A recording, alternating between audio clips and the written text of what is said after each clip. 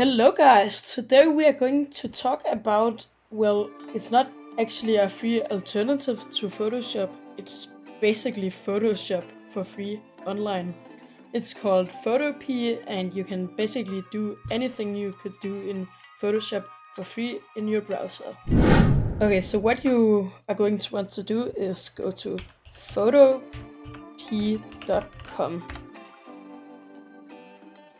So then, as you can see, it will look like this. You can import a .psd, also known as a Photoshop file, or you can just click New Project. I will click New Project.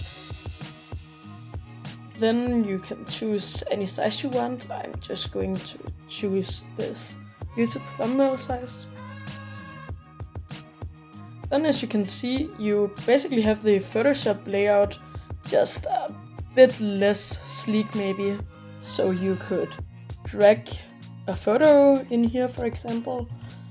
Then, as you can see, you can use the magic thingy to remove the background here. Then, as you can see, we only have the phone. We could also take the lasso tool and then just use that to quickly color this part in so you can see the finger. So as you can see, this is basically just Photoshop for free in your browser.